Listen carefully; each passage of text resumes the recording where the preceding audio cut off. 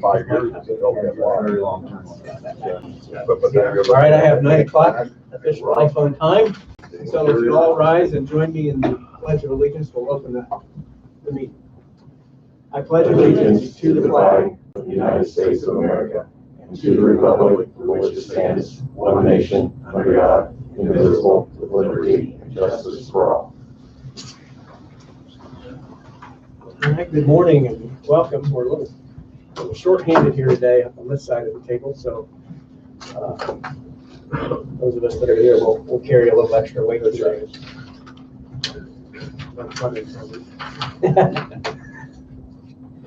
All right, we'll begin with the approval of the February 9th meeting minutes. Mr. Beard, who is usually our designated reviewer of the minutes, I did check in with him, and he had reviewed the minutes and viewed them to be correct and ready to be approved. If anyone else has anything that they saw. What was he making that? Is Clark making that? I'm just saying that he had reviewed them and thought they were accurate. Okay. So at that point, I would entertain a motion then. Well, I would make a motion. Okay, so I have a motion by Jeff, second by John to approve the February 9th meeting minutes. All those in favor, raise your right hand.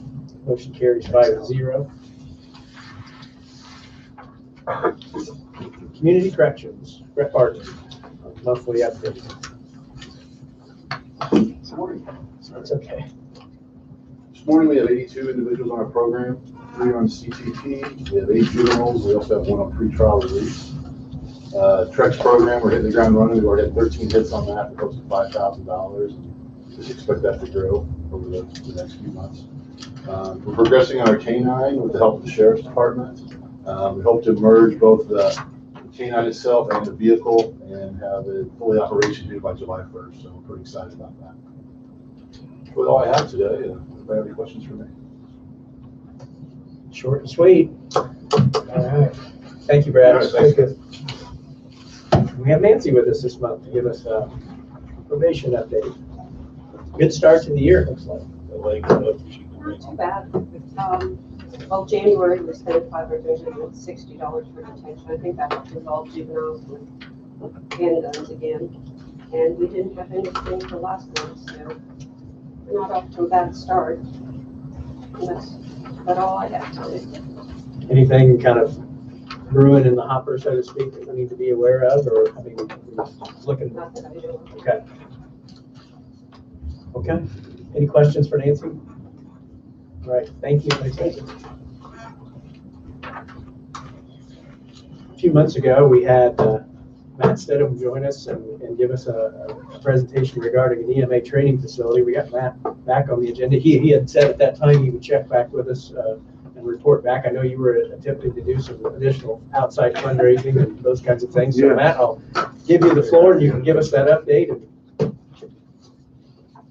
we'll see where we are on that project today. Okay, just kind of want to touch base with everybody again, kind of see where the county had kind of discussed. I know in our last meeting, you guys said you guys would kind of discuss some of the funding. Where we're at today, we actually have started construction on one of the containers. So it started last week. We started to be able to tear out the floors to actually get the containers built. Some of the plus things that we have is that the city has bought into the program. They had opted to do $40,000, same as what I'd asked the county for. So they had opted to do $40,000. They have a kind of an interesting program that I actually like because it kind of keeps everybody accountable, which is they're going to give us $25,000 first, and then 2 other payments of $7,500 throughout the year as needed.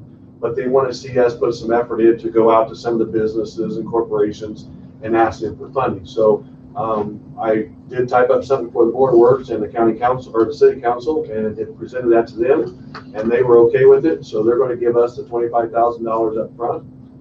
Since then, we've also got another township out of Carroll County that Rossville actually works with, they contract with, who they're donating $4,000 to the program as well because they feel like it's a benefit. So with that being said, if that's some of the additional money that we have coming in, one of the other big things that we have that just happened last week was the state of Indiana has decided that they were going to award us part of our grant that we had asked for this program. So they are on it. So they are donating, or actually supplying us with 5 containers that we are to pick up possibly next week. That will give us a total of 8 containers out of the 10 we need. In addition to that, the state had talked to me yesterday that they have the option for us to, if we can make a transportation arrangements to go down to Lexington, Kentucky to pick up the rest of the containers that will complete the project for us. So again, additional savings, additional money that the state is saying, hey, we're going to give you, we support this and we're behind it. So, you know, I'm here today basically to find out if you guys have decided anything as far as if you guys have some monetary options for us as a training facility to get this up and running. Right now, we are looking at having 2 containers completed by the end of April, 1st of May. So that is one of the processes that we're working with. I know Britt, I haven't talked to her today or in the last couple of weeks, but I know that we have the donations from Co-Alliance still that we're going to utilize to start building these containers, as well as one of the things that I talked to one of the council members about was a engineer. We have to have an engineer. Everybody's kind of been on board with this. We had to have an engineer to make sure that this is done properly and safely. And we're going to have to come to the county council to ask for that appropriation from the donations that we had. Starts out at around a little over $2,000 that have come out of what donations we've already received. And again, that's how we set this up, is that we have a checks and balance with you guys to be able to come to you and say, here's the money we have donated. Now we're going to try to utilize that money to get the engineering part done. So we are moving ahead and really just here today to find out if you guys have any other questions or. So, Matt, my question would be, you listed a couple of new partners or some successes that you've had there on the funding. The original budget you gave at the first presentation, that when you did the math, it came up to the $40,000 ask for the county. Does that mean if the county contributed 40, that the program would now be bigger than that original vision, or do you not think you would? Do we need to be more like at that, or could we be more at that 25 area? I would be willing to take whatever you guys would be willing to give us, to be honest with you. But ultimately, we would like to have the 40,000. We've got the city that's committed to the 40,000. We would like to have the county be committed to that as well. Again, if you guys would like to do a program similar to what the city did, where they say, we'll give you 25 first, and then you come back to us throughout the year if you need additional funding. If we don't need additional funding, I will not go back to the city and I will not come back to the county for the money. That's because we're not here to have a stockpile of money. We're here to get the project completed. One of the benefits that we're going to look into is, since the state has opted that we could possibly get some new containers out of Lexington, Kentucky, we're going to go ahead and maybe ask for 4 of those, which will give us a storage container to house some of our materials that we're going to have, as well as possibly maybe create a flashover chamber for the fire department side, which is a pretty big feat for us to have in our community. So it's something we're going to be looking at doing. To make a flashover chamber out of a container is not that difficult. It's just kind of offsetting the containers and also cutting in half and doing some welding. So we're going to be looking at expanding the program as we said we was going to do. So now that we have that opportunity, I think we're going to be looking at some new opportunities. But we're not asking for any additional funding. We're not raising the price of the budget. It still was at $140,000. The state's contribution of giving us containers, that's going to eliminate about $10,000 off of that $140,000. Obviously, Clinton County EMA has already purchased 3 of the containers, so that's already came off with the donations.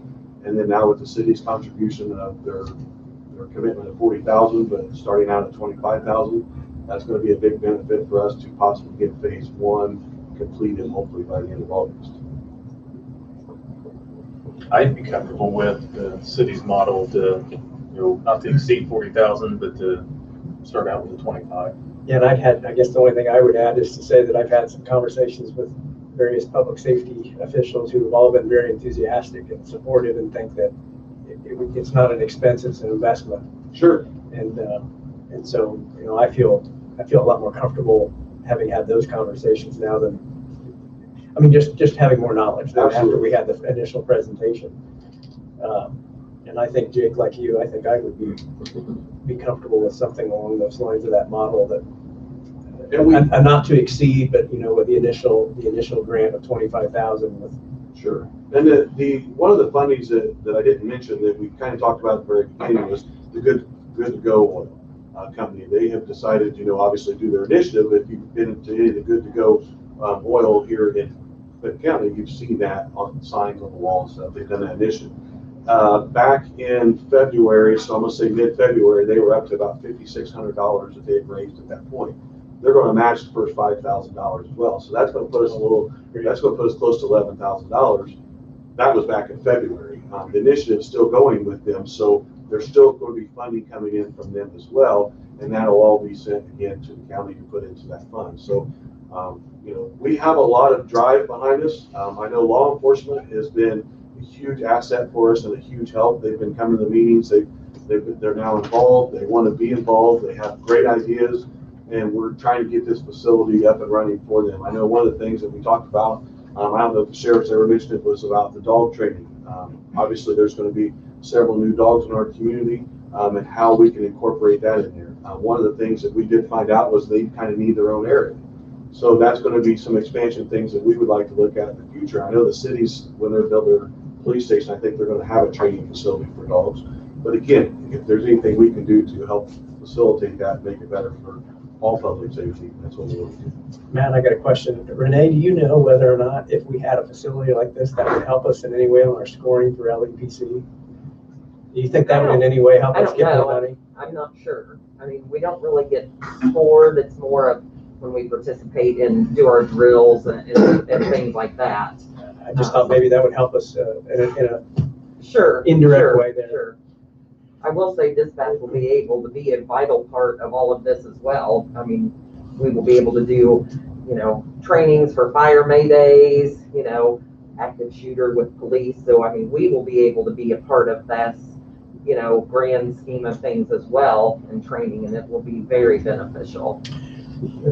Go ahead. Matt, do you kind of have an idea of how much you have raised? At this point right now, I don't have an exact amount because we have the funds coming in. It's just, a lot of the funding has just really started to come in, or people committing to it within the last 30 days. So as far as, I haven't talked to Brent yet to find out if anything additional has came in since the last time that me and her talked. So I don't know exactly, but 25%? yeah, we're probably close to that 25% right now. And again, that would get us, and with the containers, we look at the price of those containers. I mean, we could be closer to that 35% just due to the fact that we're getting containers from the state now that we don't have to we originally going to pay for, and now we don't have to pay for. So we do have some of that funding coming in. We're going to set up a meeting. Jake is part of this committee as well. So we kind of talked yesterday that we're going to get a meeting next week set up for everybody to get together who's on the committee, and we're going to sit down and go through all the funding, what money we have, and so we're going to have a better idea of exactly where we stand within the next probably 10 to 15 days. But my goal was to get here to you guys now before I miss the council. As for funding it, that was, as Matt indicated, that was one of the things we left to discuss later.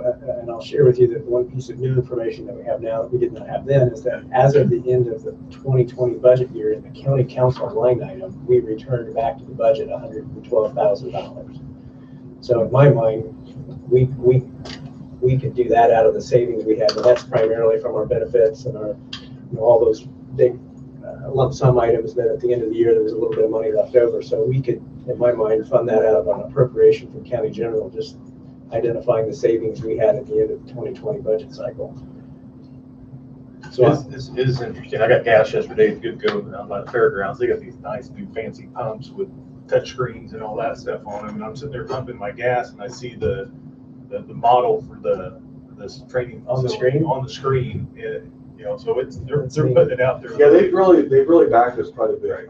They've been very supportive. We contacted them, and they immediately was like, we want to be a part of this. We're going to do this. We're going to get it more gas stations and start getting people interested. And they have. They've done this since mid-January. They started this program, and they're still going with this program now. So it's been a huge asset for us on the training center. I just looked it up. Good to Go has sent me $3,311.57. that's outstanding. Well, to me, this has grown into something that's kind of a model program. We've got public-private support, we've got city-county support, we have county-state support. I mean, this has really turned into a nice model program, I would think, and I'm in favor of moving forward. What's the total amount on that again? $140,000. Do we need the other two? No, we got more, so.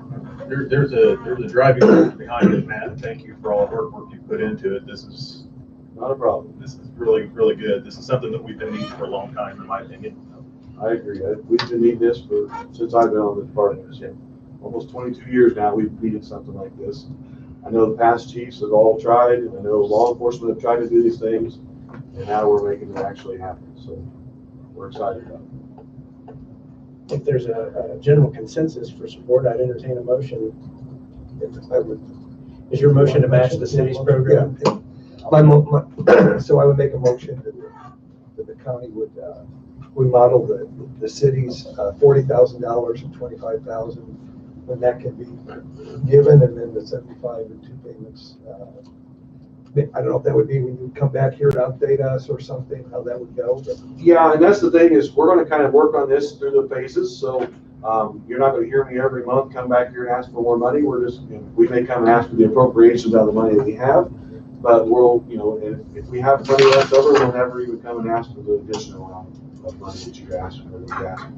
So I guess, Jeff, to be clear, what the motion would need to be that we're going to appropriate 40,000, 25,000 immediately distributed, Yes. the remainder as needed. yes, Because I think we want the appropriation to be in place one time. We don't want to have to come back and do that. I second, yes. Okay, so I have a motion by Jeff and a second by Ron. And if you'll make a note, Janet, that we want to make sure we do that appropriation for next month. Okay. So the money wouldn't technically be in place until we advertise it and do all that. So it'll be at our April meeting, but Not a problem. typically what we've done in the past is once the council's given that consent, then you can go ahead and begin you can, Sure. incur the expenses, but the money won't be able to be distributed until that That'd be appropriation. perfectly fine. We've already started buying materials out of the guy who's building. He's already bought some materials, so we'll just keep track of that. We'll have a spreadsheet that keeps track of everything That's we'll awesome. be able to turn in. So Keep us posted. So we have a motion and a second on the floor. We need to vote. All those in favor, raise your right hand. Motion carries 5-0. Thank you, Matt. Yeah, thank Okay. you. great. And I'll attend the meeting. Yeah. Keep us updated. Yeah. Alan, Yes. did you say you wanted to take that? I'm County General. sorry. Where in county general? Do you want Put it in the to- council budget. Okay. Council budget. Yeah.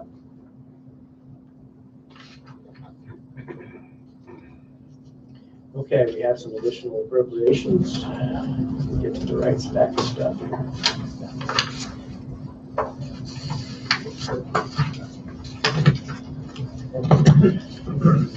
Jeff, you may have to take Clark's role. We're kind of helping you keep on track here. Well, okay. I get busy looking at these things.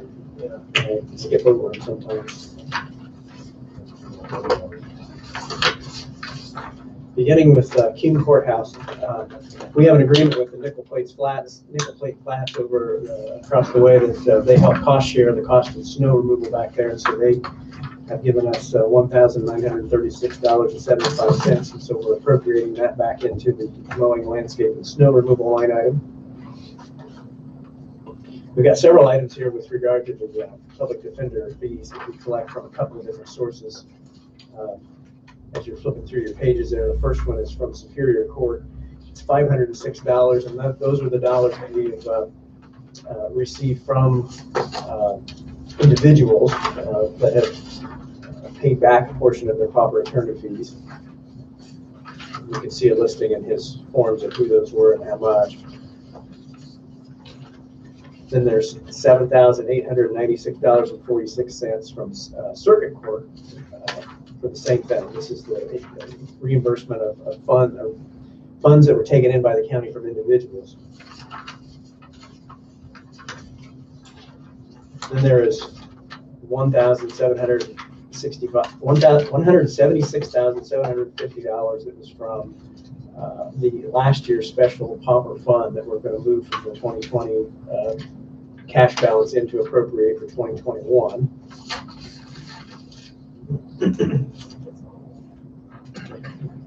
Circuit Court has $25,492 that this is our reimbursement from the Public Defender Commission that goes into that pauper attorney line item.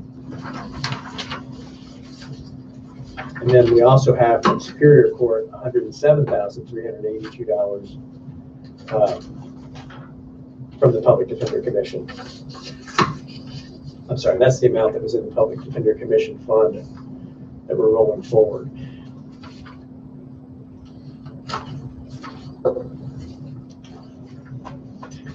So when you add those together, that's $185,153.12 that we're appropriating to the public defender line item, or public defender fund for use for this year's proper attorney fees. That was a little bit confusing, and even as I went through, I had to run through them again with Janet to make sure I was on track with everything. But so we had two classes of, really three different classes of money. We got the money from the Public Defender Commission, we had the money from individuals, and then we had the 2020 balance that we're moving forward into 2021. And these all total the 185, 153. Okay, and we have several items under adult probation, and Nancy's here, and if I say any of this wrong, you feel free to jump in and correct me, but we had a fund, fund number 2002, that has been eliminated by the state. Is that correct? Right. Okay, and we had a fund balance in that fund that we have already in a previous additional appropriation put in place for, we moved that money to the adult probation fund. So what we're doing now is appropriating money to line items so that that money that came from the old fund that goes into the new fund, and we're going to appropriate some line items so that Nancy can use it. So we have $10,000 for a probation officer, $40,297 for an office manager, $3,000 for office supplies, $700 for postage, $800 for mileage, $1,000 for refunds, $3,000 for service agreement, $500 for dues and subscriptions, $3,000 for seminars and registration. That's it. Okay, so effectively what we're doing is that we used to have a tab in our book for that fund or for that budget, and that one has been eliminated, and we've moved those items to the adult probation budget now. We consolidated two budget tabs into one. So the total of all of those is $62,297. In drainage maintenance, we have a drain that crosses a portion of which is in Clinton County and is administered by Clinton County, but a portion of the drain goes into some properties in Howard County, and we get money from them periodically to help on that drain maintenance. We received $129.34 that we're appropriating into that drainage maintenance fund. From the prosecutor's 4D fund, we have $5,200 from his cash balance that he wants to appropriate to buy some new furniture for the office. And then from one last probation, there's a state grant. It's 9011, Nancy, and it says that it's to reimburse the DOC for unused funds. So this is to appropriate money to write a check back to the state, correct? Correct. Okay.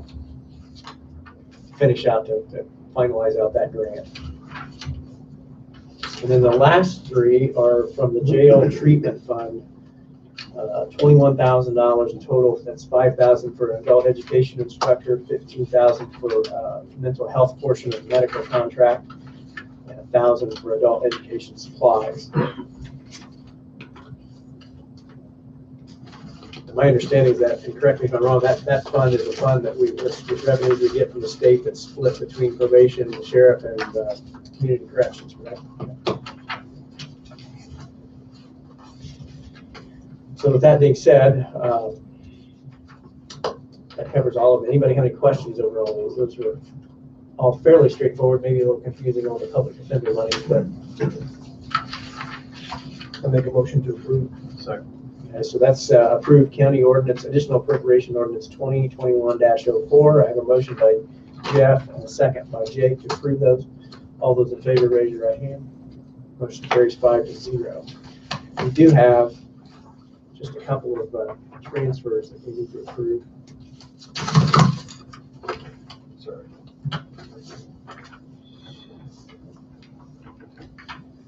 I don't have the note on here on which stack, Janet, is the one that's approval and which one we don't. It starts with Rick Campbell to Tanner. Okay, that's the approval? Yes. Okay. County highway, we have $14,590. We're doing a kind of a salary shift between positions, kind of resulting from the change in the director's position where we had some people switch. So you'll see $14,590 from the Rick Campbell to the Tanner Hack line item.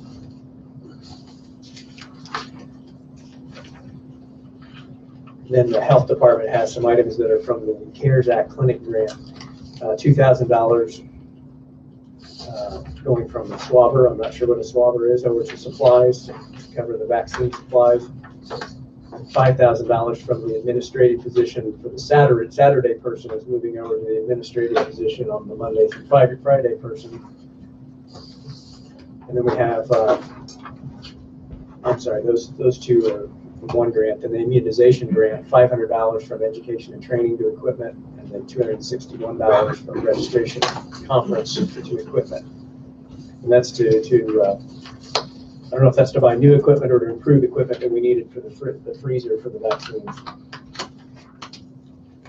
So I'd entertain a motion to approve that slate of transfers. I have a motion by Jake, a second by Jeff. I've got there. All those in favor, raise your right hand.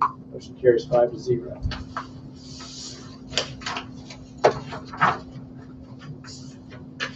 All right.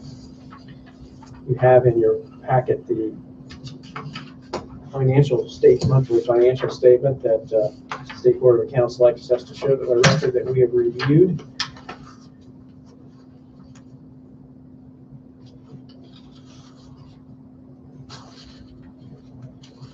If anyone would like to make that motion that's been received at least. I'll make a motion, it's been received. Okay. A motion by Jeff and a second by Ron that we've received and will review the monthly financial statement for the month of February, I believe that is. All those in favor, raise your right hand. Motion carries 5-0. Okay, under council reports, I'll leave that off. I want to report that Commissioner Timmons reached out to me, and I ended up reaching out to Mike Hensley and to John Hussey, and the four of us went over to the jail and met with jail maintenance staff over there to review and spend a little bit of time with the sheriff and reviewed some leak issues that were had developed in the jail. Mark, do you want to cover this? You might, you were the one that kind of spearheaded that review that day. I just know everything's in kind of a mess. Nothing's been done. The building was built, and it's time to start redoing the plumbing and stuff like that. They had a couple major leaks that needs to be repaired immediately, and a couple tanks. One tank was not working right, so they were going to purchase 2 new tanks and redo the hot water. Yeah, the water heaters. Yeah. So we went over there, and they have buckets everywhere catching the leaks, and the fear was that those leaks were going to turn into an outright burst, and if we lost our water supply, we would necessarily have to start moving prisoners out of the facility while that was fixed. And so, after reviewing that and seeing the urgency of what was needed, and knowing that one of the water heater tanks wasn't working, the group encouraged the sheriff and through his maintenance staff to go ahead and replace that section of where the damage was, and to replace the water heater tanks, and to use the money that we had already budgeted from the repair line item for the facility to pay that. Now, the understanding at the time was, and what I was to bring back to you guys, is that money for that repair line item had already been earmarked, and you may remember this from budget time. We were going to replace the control unit for the HVAC. I don't know if you remember that. That was a $50,000 item, and we budgeted $50,000. So we really didn't budget them anything for repairs and maintenance of the building beyond those replacement of that control unit. So we authorized or instructed them to go ahead and use up that money, and that I would bring it back to the council that we would replace the money that they still needed to have, and for that HVAC control. So at the time, we were estimating it was going to be somewhere in the neighborhood of, I don't want to say $25,000 or $30,000 that we were going to have in that pipe and replacing those water heater tanks. One thing Terry told the group was, you may remember that, I can't remember, 1 or 2 years ago, maybe it's been longer, but we replaced the water softener over there, and he talked about what a dramatic savings that was, going to more modern, efficient models, and he thinks we'll see the same thing with the water heaters. While we were there, the garage door to the lower level broke. I mean, as we were there, it broke, and that's the original door from 1994, and that it's gotten to a point where it's gone up and down so many times it's literally worn through the metal. I mean, you've got to get into a major fix to the point that you might as well replace the whole door.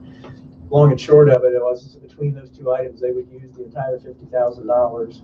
And so what I wanted to bring to you was to get the council's approval and blessing that we would replace that 50 so that the original allotment for that HVAC control was there, and that we would take care of those two items for the building that were pretty desperate need.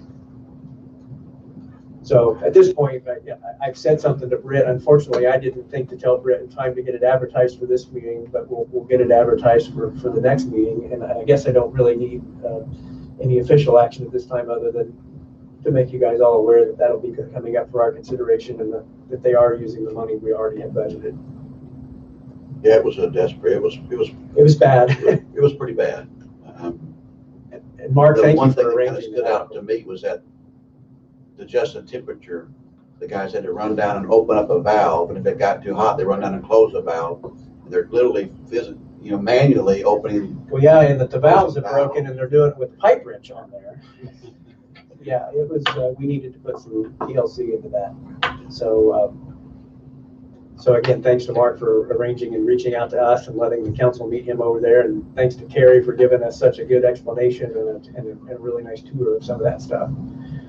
Any other council reports? The coroner went over there last week and checked that facility out. He was waiting to go yesterday, to have him come out and look at the drainage situation. That's kind of the holdup for him as far as going forward, as far as the next step in that process. But that if all the drainage works out for him over there in that building. At the EMA building? Yep, Okay. at the EMA building, yep. Okay. And so, but the new vehicle looks great. I mean, that vehicle, the corner vehicle looks great. Got a logo on the side of it. Looks pretty sharp, professional. Looks good over there. So you can envision this, as he was describing that room and the drain and all that stuff, he's not running into any problems? Well, the drain is the one issue that he didn't know anything about at that point. So they were going to come out yesterday and check that drain out to see if it's functional and if it's going to work for him. Okay. Once he knows that, then he'll have a better understanding as far as costs involved. But it's an ideal situation really as far as that room. They've got a little ramp going down into it, like he said, and we discussed using one of the bays over there if Daryl will let him do that. Of being able to back in, if he can use that bay, they can literally back into that and unload and load up with no visible. Right now, the only thing I didn't like about it is that the door that he'd be coming in from the outside, you would see that right off of Kelly Road there. You're driving up and he's loading the body on the back of it. I don't know, I just didn't think that was the greatest thing in the world. But so we are discussing, hopefully he's going to be able to get an opportunity to back into that facility and unload inside, which would be great. Sure. Was you talking anymore, John, about the 3-person? Yes, okay. it will be a 3-person cooler, exactly right. Okay. I think Jake had mentioned that too. Yeah, 3-person cooler. Okay. Yep. Yep, it's looking good. Josh, I might only bring up that on this whole discussion about the corner and the facilities and the cooler and all that, I was kind of precipitated by the fact that we got an invoice from other counties that were starting to implement fees on us. And I don't know if we have this in place, whether we're going to need to have something similar. Just as something to throw out to you. And I would imagine that would be a commissioner issue to put that in place. So that would be a way to help maybe defray some of the cost if we go down that road. The other thing I did do is also went out to Parkview Home and talked to Chris out there. And to give you a heads up on that, I've already mentioned to a couple of us, but Chris done a fantastic job out there. I encourage everybody to go out there and visit with Chris, and you know how he's very reluctant to ask for anything as far as, but he had asked me to come out because the fire marshal had been out there and looked at their fire alarm system. So he asked me to come out and look at us out on that behalf. But that fire alarm system is old, outdated, and it's nowhere near code. He's keeping it working. I mean, I won't say that, but it's he's keeping that thing going. But it's old. So he's gonna need some grandfather? financials Is to he help. grandfather? Oh, yeah, Yeah. his grandfather. But you know, you got people out there sleeping. It's not like it's a business where you're coming in, where they're actually living there, quarters and stuff. So there's some financials that need to go. There's going to be some money needs to go into that to help get that up to where it really needs to be at. We're going to be able to save save them some monthly, but it needs to be updated. It's really old. Okay. I'll share, I guess, one other thing, that the major thing that we did, and I just almost forgot about it, was that the commissioners did invite the council to go to take a tour of the Regions building. And there were 3 of us, I think it was Mike and John and I, that were able to go on that day and had a really nice tour to look at that building and start talking about whether there'd be any desirability for that to be a potential county annex building. And one of the things that came up as we were just kind of talking and discussing when we walked through, John, relating it back to what you just said in the Parkview, is that we know we have several issues. We have built issues in the jail, we have issues in this building, we have issues in Parkview, is that, you know, we haven't done as a county a thorough renovation of facilities for over 25 years now. And it is probably time that we consider doing that. When that was done back in the 90s, that was a bond issue that was done for facility renovations. And of course, at that time, the jail was new enough. It didn't have any repairs that needed to be done. But we have some money in the budget to begin some renovations to this building this year that we're going to concentrate up on the 3rd floor. But we have some things that go beyond that in this building. So just to broach that as an idea of something that I think we're going to need to start talking about, rather than looking at it as a one-off that we need to do something at Parkview or a one-off that we need to do here on the 3rd floor. I think it's probably time, and I believe the commissioners are going to reach out and try to engage a firm. Josh has already made contact with a firm, and maybe I'll let you just transition that into the commissioners update if you'd like, and maybe talk about that firm you've discussed and how we're starting the process of being a little more orderly and comprehensive in that facility review. Okay, so I reached out to a company called RQAW. They specialize in building renovation and remodel. So I reached out. We have a meeting on the 15th. We're going to go over what the scope of work would be, or what we're looking to do across the street, what that would entail, and what it would cost. I'll give us some kind of ballpark idea, much like what we've done in the past with American Structure Point here at the courthouse. So the good news is that work has already been done here at the courthouse. It was done in 2018. The only thing we would have to do with that report is update the estimates, which I'm sure have increased because I think steel's gone up 70%. Hopefully we won't have to buy any steel, but I know the building materials are up. So that's the latest on that.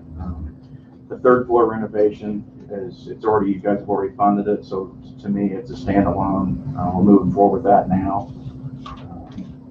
I met with American Structure Point yesterday morning regarding that. I'm meeting with the judges this Wednesday to get the final additions to the scope of work that they would like to see performed up there. I think everything was included in the initial schematic design with the exception of Superior Courtroom refinishing it, because I'm sure you guys have been in there, the carpet's curling up, wallpaper's peeling off the wall, and the judge has been very patient, and so it's time to get that taken care of. So we're going to add that to the scope of work, maybe some IT and electrical for the 3rd floor security person that's kind of out there in the rotunda, and then a couple of things in the circuit courtroom. But I think we can encompass that all within the money that's already been allotted for the 3rd floor.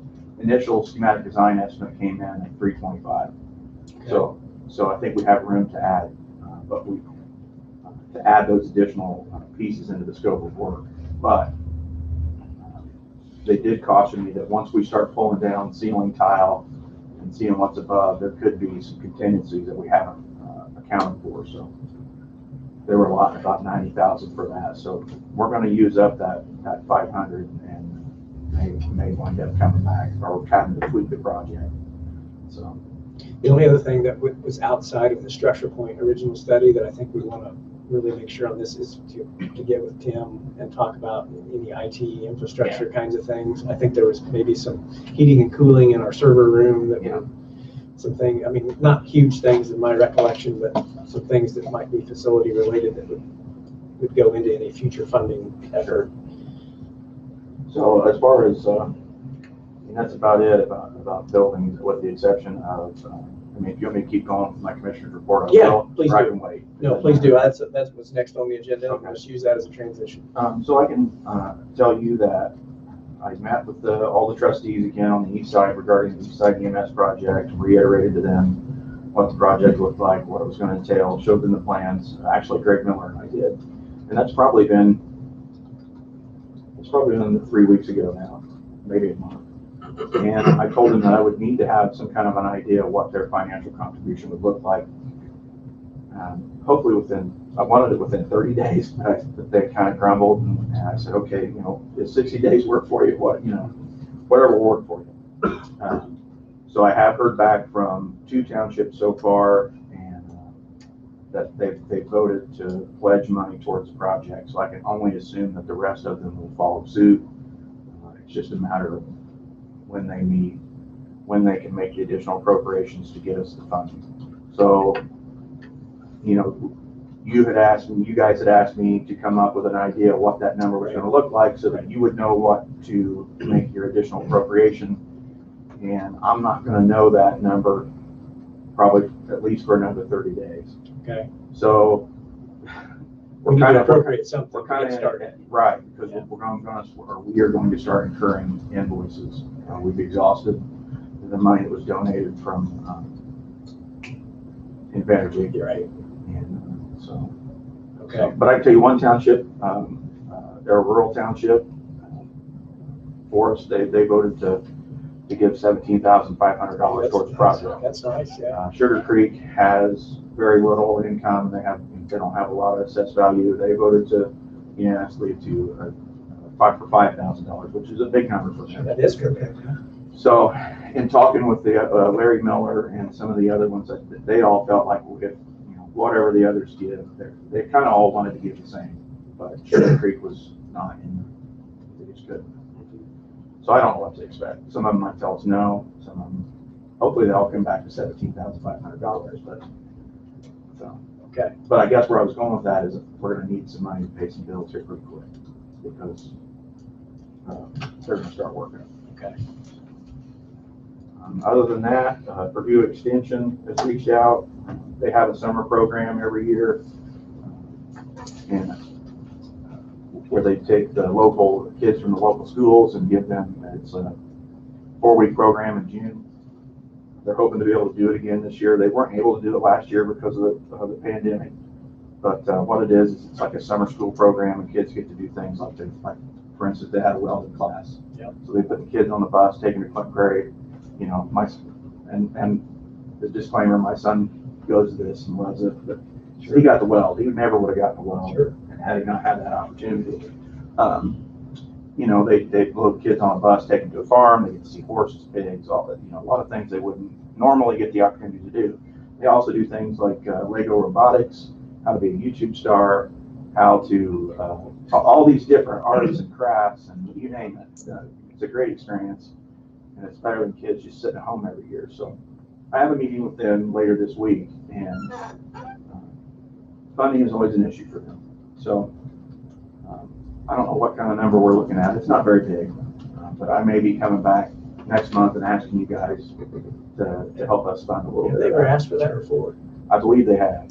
And have we funded that? I don't remember if that was outside of the regular budget. I think this is all outside of that. Louisa Hoffman, I don't know if you know her, she taught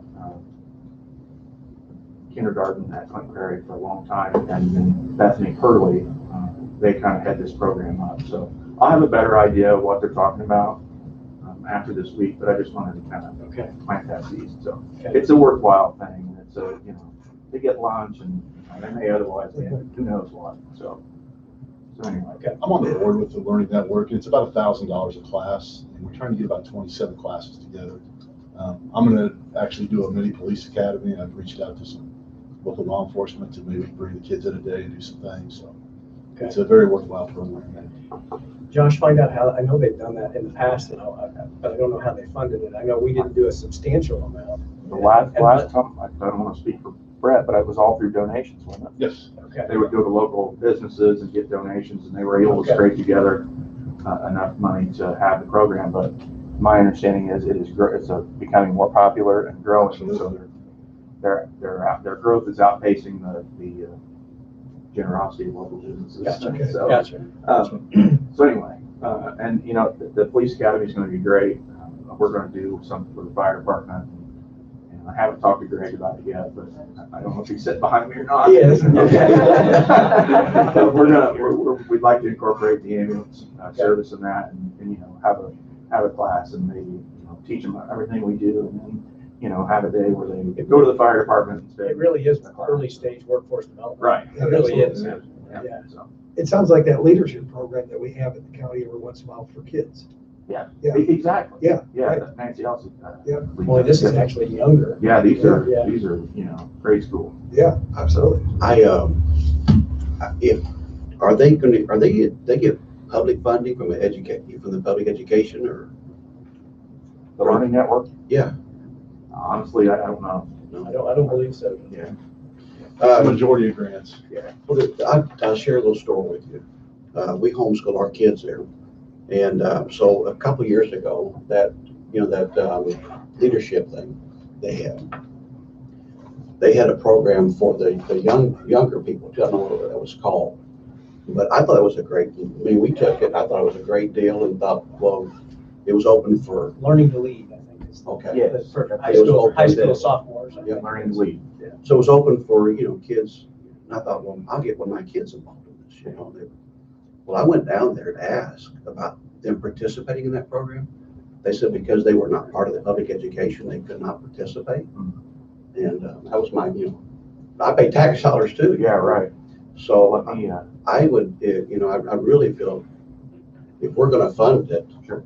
then my kids It ought ought to be to open be to involved in it too. I- Or my kids are Someone on that else. stage now, it's not gonna happen, but That's other the kids history should of that. have. Yeah, I can talk to Nancy about that specific program, learning to lead. One more thing I'll tell you guys, and I'll shut up. We renewed our property and casualty and workman's comp. And have I already told you guys about this? I think you just told me. Okay. when we were talking. So we were able to come back with a 2% increase over what we paid last year, which we were looking at a 15% increase. We did switch companies. We switched from Bituminous, which was our workman's comp carrier, and we switched to IPEP, which is Indiana Public Employees Plan, I think. And so it's a large group of municipalities and counties, and they get together for workman's comp. And then the property and casualty, they were looking, Bliss McKnight had been our carrier forever, and there's been some internal problems with Bliss McKnight, according to McCormick from McGowan, and he's not confident in their ability to be a good carrier for us. So we switched to Tokyo Was it Marine? Marine. Yeah. Which sounds exotic, but it's not. They're out of Michigan. And, and it turns out their representative is a gentleman by the name of Hickerson, and he went to Clinton Prairie. So he's familiar with Clinton County. He has family that live here, so we're going to be working with him. We did have some, we should expect to continue to see increases in workman's comp. We have something called an experience modifier, which I just learned about when we had Workman's Comp 101 here a few weeks ago, and right now our modifier is heading up, so that means increase. So what that experience modifier is how they measure our workman's comp claims, and we've had a few years where we were carrying some claims. So right now we're not an ideal customer for workman's comp, so that's just something to keep in mind. But we were able to hold it to 2% this year, and hopefully we can do the same. I think we budgeted 5%. Do you remember that, Brett? I think we put a 5% increase, so that's good. Yeah, and the new building, we'll wind up adding that in, so that'll be a little bit of an increase, but hopefully it'll fit within that percentage. So, anyway, I think that's it. And you guys that didn't get to go on the tour, I don't want to speak for you, but I'm sure you'd be willing to take the other guys over if, at a different time. Is that possible to go look at the Absolutely. building? You know, Yeah, I'm sure if you want to one of do us that, would I be would able to encourage you to do that. accommodate that. It was good. We had good discussion and helps put a visual to everything that we're talking about. Sure. All right. I know they had a water leak over the weekend in the building, the drive-through building, parking lot.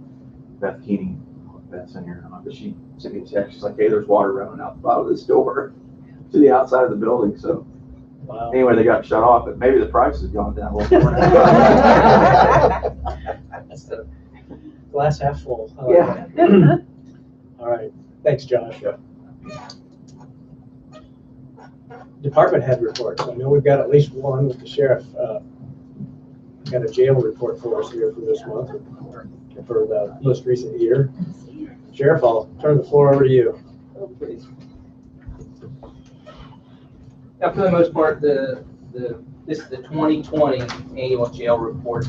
I provided a copy to everyone that received one, President, Council President, Commissioner got one, auditor, prosecutor, judges.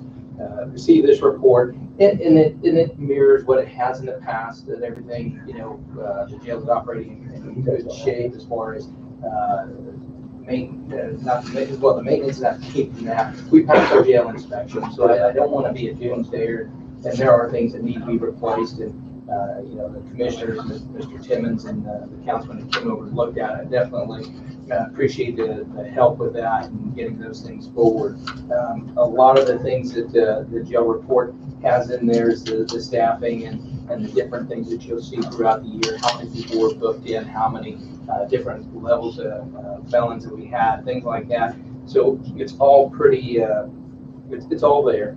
And, some of the things that aren't in the jail report are a lot of the upgrades and the things like that. We do have a section in there that talks about some of the maintenance and upkeep that we provided, that was done. And basically, there was a washing machine. And washing machine, $13,000. I never thought we'd see that kind of price. And so those and all of the bedding in the facility.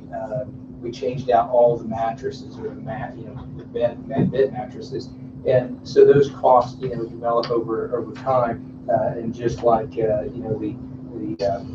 washing machine was $13,000, we had put about $7,000 into the update or upgrade of the drain system, because the drains were built in 1994 and they were for 1994 machines. As technology and things come along, those drains had to be increased size-wise, so they would handle more volume, because what it would do is shut down the machine and back the water back up into the machine, things like that. So all of that, those maintenance things, the mattresses, were purchased out of the commissary, which is the reason to develop a commissary program, so you can do these upgrades without effectively, costing the county general or increasing the budget somewhere else. So vehicle-wise, a new transport van, and with the help of the misdemeanor fund, and we were able to purchase that, inserts, things like that.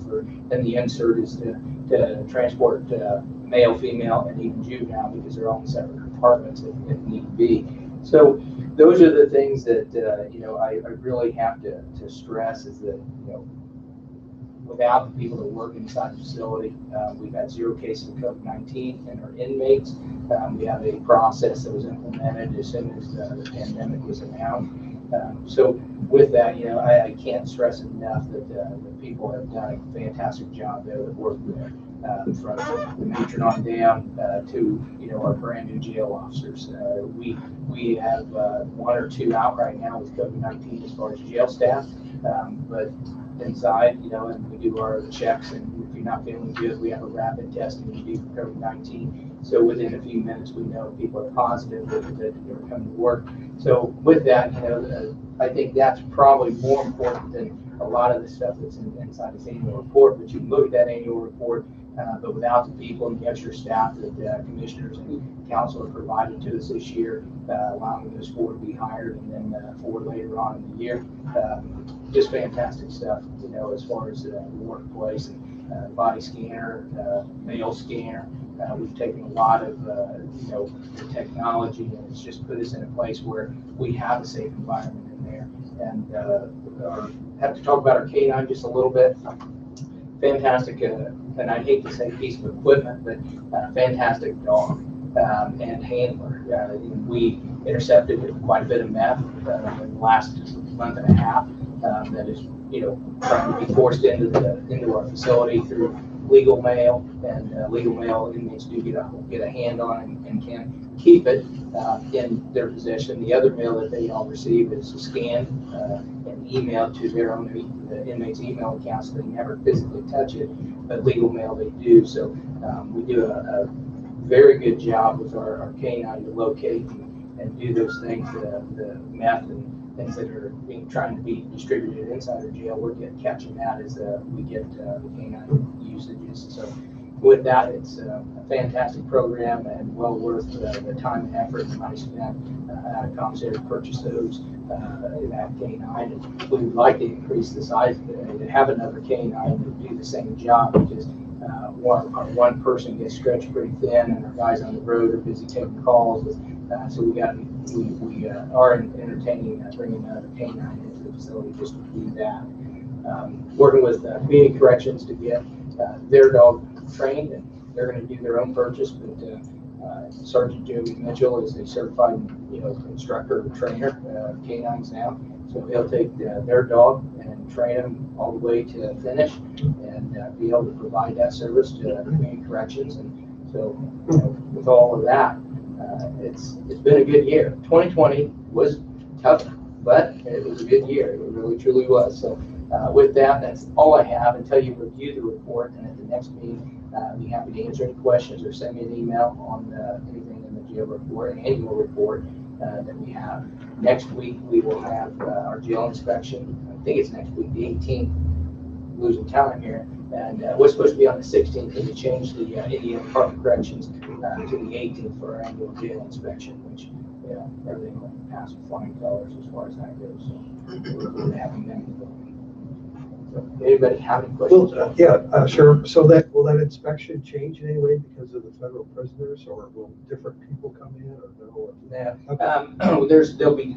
Annually there'll be two inspections, one by the Federal Bureau of Prisons and one by the Indiana Department of Corrections. Okay. The Indiana Department of Corrections, comes in, they check everything from fire extinguishers to fire alarms and structure and things like that, windows, doors, securement. They inspect everything, just as the Federal Bureau of Prisons do.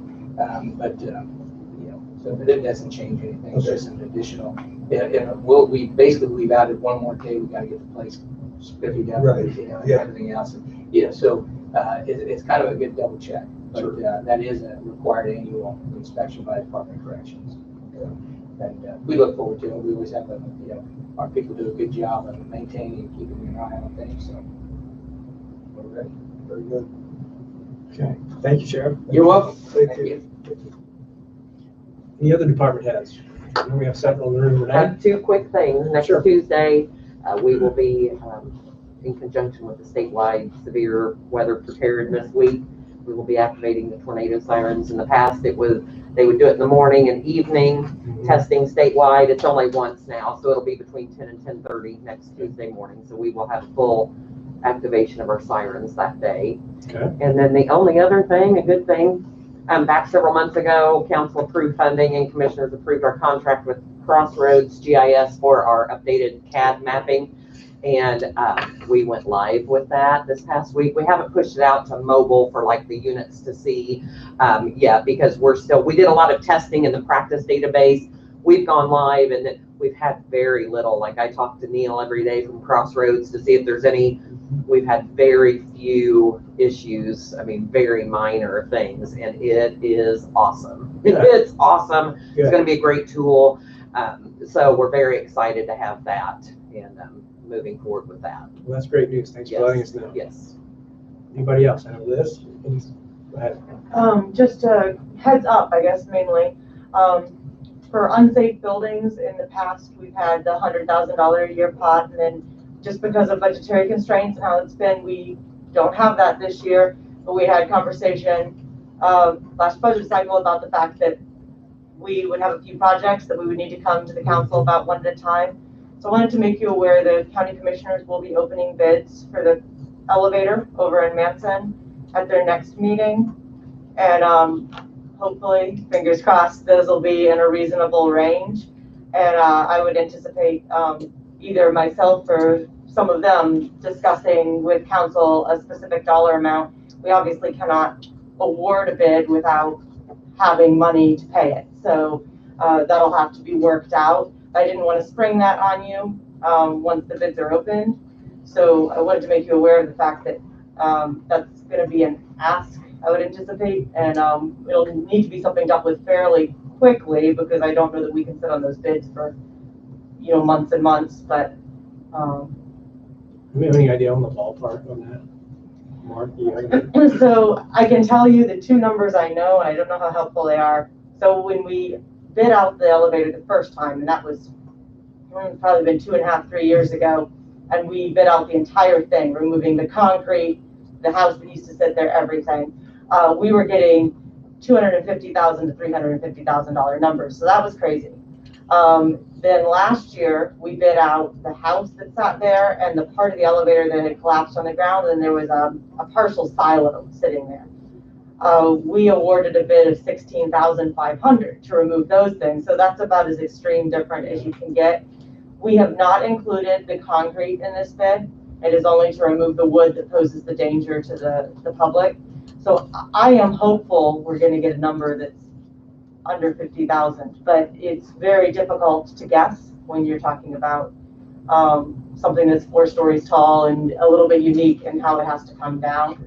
But there's no concrete removal included in it, so that should help with both disposal costs and demolition costs.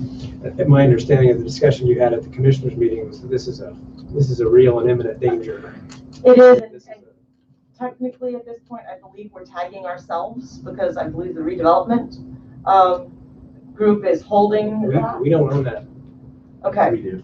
So it's back to the commissioners. So I guess the thing is, I think they're at this point, the hope is eventually to use that lot as part of a pocket park along a trail corridor someday. It's not developable ground, but it does, there's some houses sitting near there. There's 2 roads within the fall distance.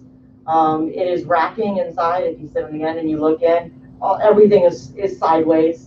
There's not much holding it up, but it's hard to say what is. Kids do access it and play inside. We do know that those things happen. There's really no way to secure it. It's open on multiple sides.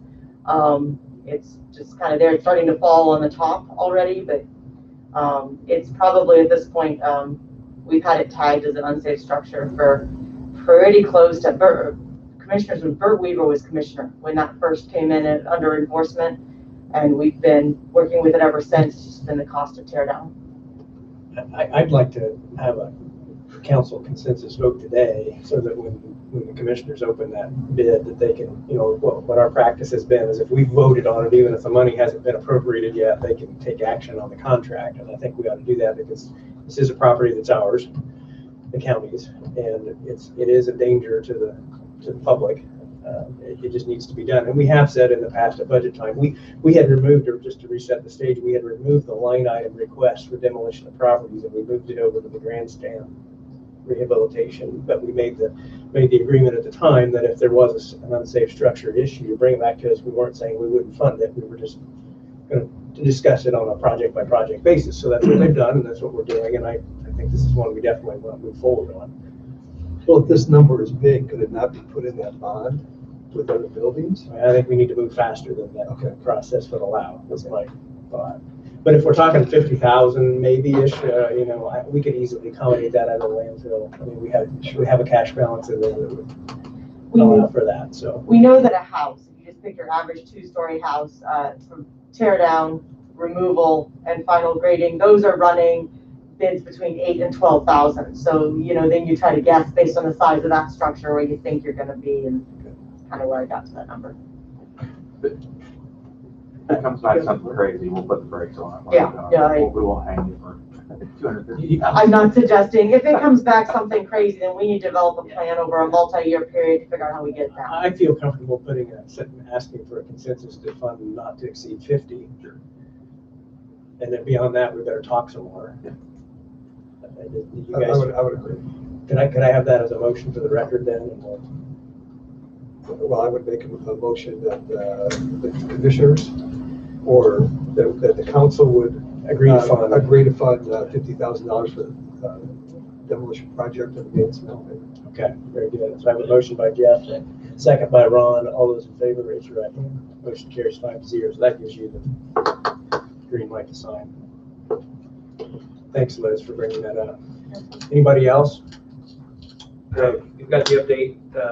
I have not passed that on, so if you want to share it. The paperwork has gone through and has been passed on to Liz for the plats to get that subdivision approved at Boylston area. Said warranty deed has been sent. Kathy Cook has that now, so that transfer is ready to be made. So those things are out of the way. We're still waiting for the septic permit. It's still in the state hands. It's been turned in. I think we've received the permit back from NDOT. We've been waiting for that also, but the way the schedule looked, ground clearing is going to start this month. So the things that we needed to get done, signatures, paperwork signed, it was turned over yesterday. So that's moving ahead. That's a big step out of the way. I didn't have to travel to Tennessee to get it, so we did it all through the mail. So it was all good. So it's in the proper hands now and moving forward. So I will make sure that we get an additional appropriation on the advertised for the April meeting for the building. But you'll have to work with any vendors that have done work. They'll have to. We can't write the checks out of that until that would be approved. I was just looking. That's the 13th. So make sure they know the wheels of government move slow, but we're good for it. So okay. Anybody else? Rick, anything from Highway? I don't have anything right Okay. now. Okay, very good. Anybody else have any business to bring before the council? All right, good meeting. Thank you, everybody, for coming, and we'll call the meeting adjourned. okay. That was a good one.